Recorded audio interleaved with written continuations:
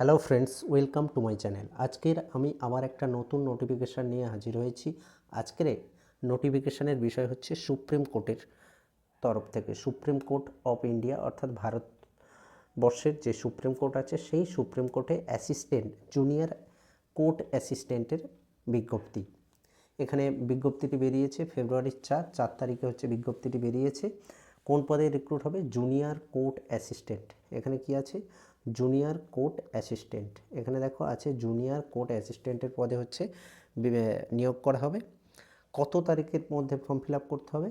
না 8/3/2025, 8/3/2025 মধ্যে হচ্ছে ফর্মটা ফিল আপ করতে হবে। কত পদে ভ্যাকান্সি? ভ্যাকান্সি হচ্ছে 241টা ভ্যাকান্সি আছে, 241টা ভ্যাকান্সি আছে।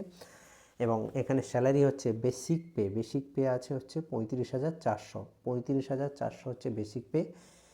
এবং এখানে কি বলা হয়েছে না pay level 6 of pay matrix 6 অর্থাৎ পে যে 6 পে কমিশন সেই অনুযায়ী হচ্ছে স্যালারি দেওয়া হবে। তো টোটাল স্যালারি গিয়ে দাঁড়াবে 72,000 প্লাস 72,040 টাকা প্রায় স্যালারি গিয়ে দাঁড়াবে। 6 পে কমিশন অনুযায়ী মাইনে দেওয়া হবে 72,040 টাকার মতো মাইনে গিয়ে দাঁড়াবে। তারপর তো মোটামুটি 7 পে কমিশন যদি লাগু হয়ে যায় তাহলে তো আর বলতে হবে না, 1,00,000-এর উপরে মাইনে চলে যাবে। তো স্যালারিটা যথেষ্ট আছে। তো এখানে আর কি বলা হয়েছে না এডুকেশনাল কোয়ালিফিকেশানের ক্ষেত্রে কি না bachelor degree of recognised university, অর্থাৎ যে কোনো ইউনিভার্সিটি থেকে ব্যাচেলার ডিগ্রি থাকতে হবে রিকগনাইজড ইউনিভার্সিটি থেকে। তারপরে হচ্ছে minimum speed of 35 word per minute in English typing on computer, অর্থাৎ মিনিটে 35টা ওয়ার্ড টাইপ করার মতো টাইপিং স্পিড থাকতে হবে। তারপরে নলেজ অফ কম্পিউটার অপারেশন, অর্থাৎ কম্পিউটার সম্পর্কে বেসিক নলেজ থাকতে হবে। এটা হচ্ছে এডুকেশনাল কোয়ালিফিকেশান। তারপরে কি আছে না এজ রিকোয়ারমেন্ট, কত বয়স হতে হবে? মিনিমাম 18 বছর এবং ম্যাক্সিমাম 30 বছর। মিনিমাম 18 এবং ম্যাক্সিমাম 30 বছর। কত তারিখের মধ্যে? 8/3/2025, 8/3/2025 মধ্যে মিনিমাম 18। এখানে আছে should not be below 18 years, অর্থাৎ মিনিমাম 18 এবং অ্যাবাভ 30 ইয়ার্স। এবং এই ক্ষেত্রে SC ST OBCর যে ছাড় সেটা কিন্তু গভর্নমেন্টের যে রুলস সেই অনুযায়ী SC ST OBCর ক্ষেত্রে কিন্তু যে ছাড় দেওয়া হয় সেটা কিন্তু দেওয়া হবে। ডিফারেন্ট এবেল এবং এক্স সার্ভিসম্যান এরাও কিন্তু একটা ছাড় পাবে। এখানে দেখো রিজার্ভেশনে কিন্তু এই ছাড় সম্পর্কে বলা হয়েছে। তারপর কি আছে না স্কিম অফ এক্সামিনেশন কেমনভাবে হবে, কি হবে? এখানে বলা হয়েছে কি না অবজেক্টিভ টাইপ প্রশ্ন হবে। কতগুলো প্রশ্ন? 100টা প্রশ্ন অবজেক্টিভ টাইপ প্রশ্ন হবে, যেখানে 50টা জেনারেল ইংলিশ ইনক্লুডিং কম্প্রিহেনশন এবং 25টা জেনারেল অ্যাপটিটিউড প্রশ্ন এবং 25টা জেনারেল নলেজের প্রশ্ন থাকবে।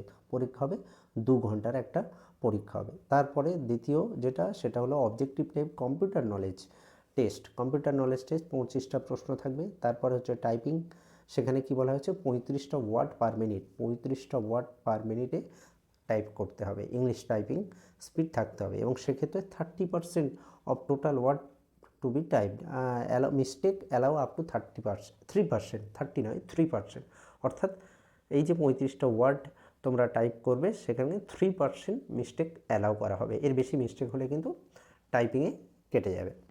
তারপরে ডেসক্রিপটিভ একটা ইংলিশ ল্যাঙ্গুয়েজের উপরে আবার একটা ডেসক্রিপটিভ টেস্ট, 2 ঘন্টার একটা ডেসক্রিপটিভ টেস্ট হবে। এই মোটামুটি পরীক্ষা হবে। তারপরে কি বলছে না এখানে বলা হয়েছে রেজিস্ট্রেশন। আচ্ছা, রেজিস্ট্রেশনের ব্যাপারে কি বলা হয়েছে না